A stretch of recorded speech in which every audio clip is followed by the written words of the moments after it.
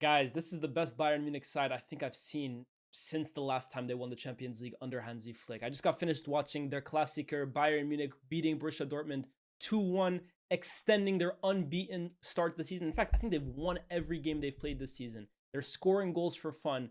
And the jewel of the crown, the man that the entire team seems to be built around, is that man, Harry Kane. Now, it feels like every video I do right now at the moment, guys, I'm talking about three players. That's Kylian Mbappe, whenever I talk about Real Madrid. That's Erling Haaland, whenever I talk about Manchester City. And that's Harry Kane, whenever I talk about Bayern Munich. These three at the moment have started the season ridiculously. I mean, the numbers are just off the charts. And you know me, man. I'm more than...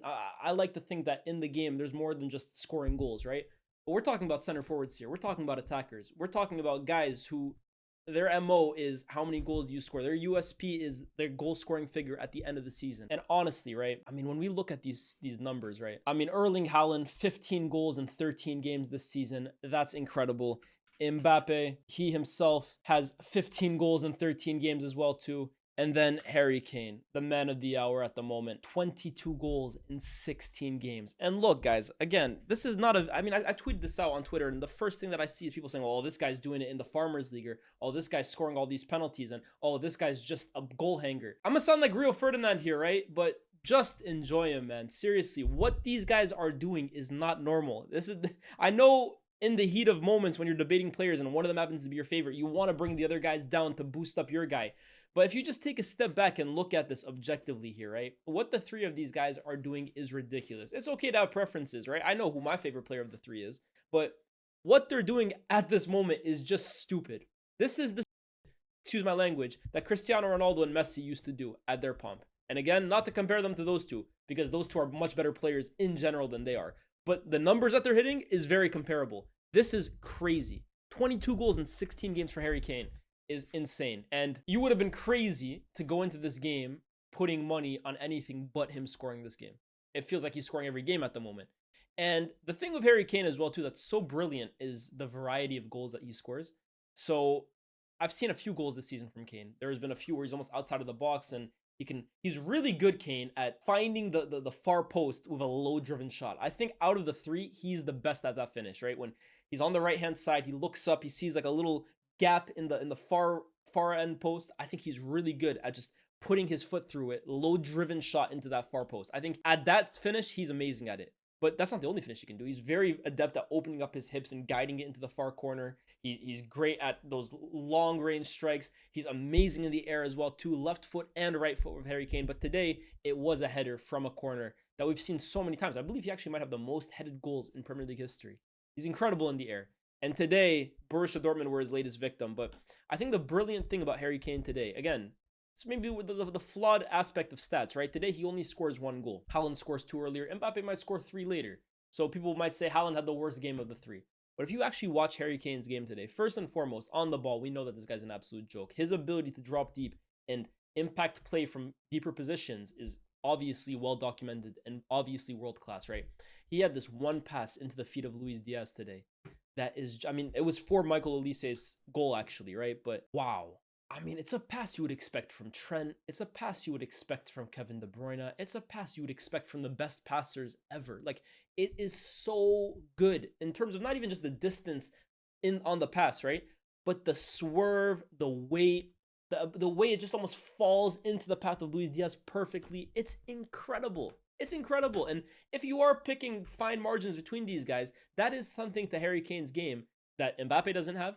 Haaland doesn't have. I mean, most strikers in the world don't have. So, wow. I mean, that pass was incredible. But you know what I really loved about Harry Kane as well, too, today? It's a side of this game that never gets talked about. And from a center forward, you wouldn't really expect it. But it kind of just speaks to Harry Kane's versatility. This guy works defensively, man. Oh, my goodness. If you watch Harry Kane today, you will see him in the opposition penalty box. You'll see him on the left wing. You'll see him on the right. You'll see him battling it out in midfield. You'll see him in his own box, winning headers, winning tackles, getting in the way of shots. I mean, Fabio Silva, I couldn't believe he's playing for Dortmund, by the way, huh? The guy who flopped out Wolves. He's playing for Dortmund and played actually quite well today, right? But he cuts in and he's about to get a shot off and someone comes flying in to clear it away. And you look up and it's Harry Kane. And you're thinking, what the hell are you doing here? I was expecting you to be all the way up on the other end of the pitch waiting for a counterattack. But that's Harry Kane. I mean, so many times too, right? He's starting attacks from his own half. And then Bayern, what is so brilliant about them is their threat and transition. They are crazy on the counterattack with Olise on one end, Diaz on the other. But then you look and it's like a three-man attack, right? You see Jackson, Olise, and Diaz almost like breaking away as a front three. And then you see, I don't know, Pavlovic running alongside them. And then just creeping into shot 10 seconds later is Harry Kane. And now look, I'm not always a fan of Kane doing this because personally, sometimes I'm thinking to myself, Kane, your team needs you in the box, especially for England, for example. But for Bayern, it actually suits him really, really well because these three in Jackson, Diaz, and Olise are so menacing on the break that Kane can almost kind of lurk, ghost into the box unnoticed, and then get on the end of chances himself. It happens very, very often where Kane is almost the last man to finally arrive at the end of a Bayern counterattack. And sometimes it gets them and he finishes it off, or sometimes he'll get it and then lay it off to someone else. But today, his performance was stunning, man. Honestly, a really, really complete performance from Harry Kane. I'm so impressed from what I saw from him today, and I'm so impressed from what I saw with the Bayern team today. On a different day, Luis Diaz, if he has his finishing boots today, or if his final touch is just a little better, Bayern Munich would have taken care of this game in the first half. Even in the second half, they had a lot of chances. Now, that's not to take away anything from Dortmund, because Dortmund in the second half, I thought, grew into the game, and I think there was even an argument to be made that they were the better team in the second half. I know they went down 2-0. Brandt ended up scoring shortly after coming on, but Adeyemi, I mean, he had a few chances today on goal that he needs to be doing better. And just in general, I think Dortmund, again, the final action, I wasn't a huge fan of the way they lined up. I think it was a little negative, to be honest with you. And I think even the substitutions that Niko Kovac made were a little delayed, in my opinion. But the second half, Dortmund gave it a real good go. But I think you saw the team unity, and that's a big word here, right? Because I feel like Bayern over the last few seasons have been chaotic, both on the pitch and off of it. It has felt a bit tumultuous, right? But you can see this Bayern team, this club, Kompany has done a really good job of uniting everybody and getting them all fighting for a common goal. Because the way they grouped together in those last 20 minutes and fought to get that result is incredible, man. It's really nice to see Bayern playing like this. I thought Kimmich in the first half was sublime. Seriously, such a good performance from him. Bayern did something really, really cool today with Kimmich dropping into a back three in possession, but as a right center back. And they almost overloaded this right-hand side. Dortmund got sucked in, and this long pass to Diaz and Leimer was on every single time.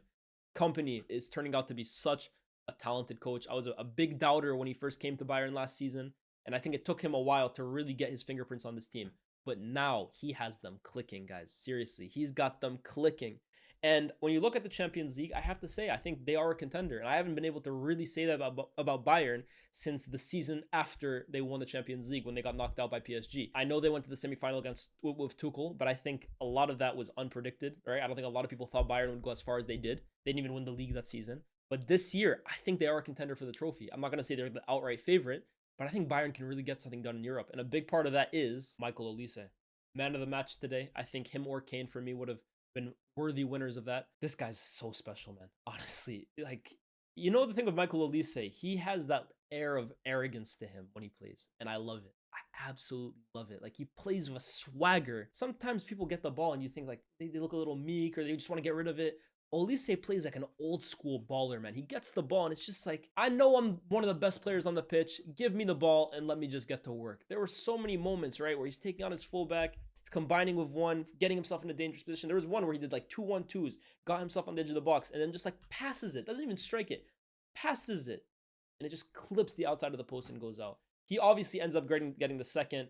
Does really, really well to bundle the ball over the line after Schlotterbeck, I think it was Schlotterbeck or Schola, one of the two, cleared Diaz's ball off the line, but Olise showed real intent and hunger. Like I said, these guys were united towards the end of the game. Olise getting on the end of that chance, and the way he celebrated as well too. You don't see Olise as animated as that typically, right? He's a very reserved guy. He's very cool, composed.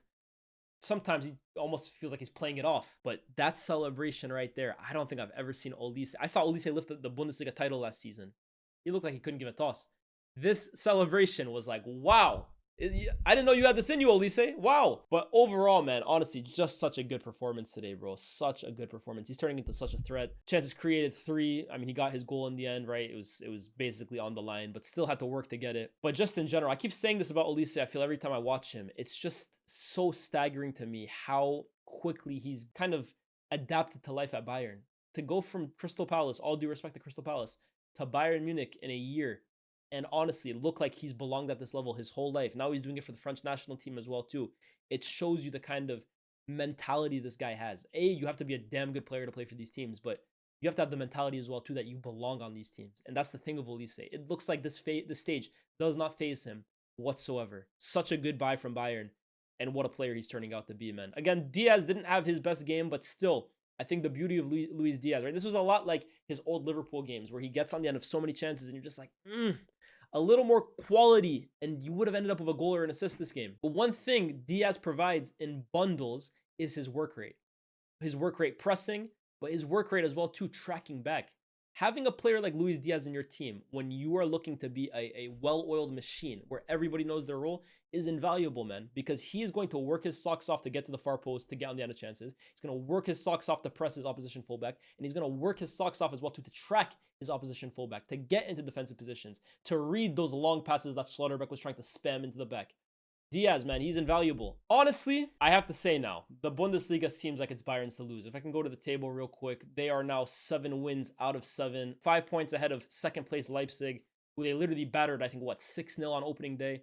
To be honest with you, I think this is the weakest Bundesliga season I have seen in a very, very long time. I've been watching football for a while. This is up there with the weakest leagues, right? Because I think Leverkusen have massively fell off of the losses that they've had. Leipzig, I mean, the fact that they lost 6-0 to this Bayern team is good, but 6-0 is crazy. Borussia Dortmund have a nice outfit, but still at the same time, I don't really see them as a true challenger.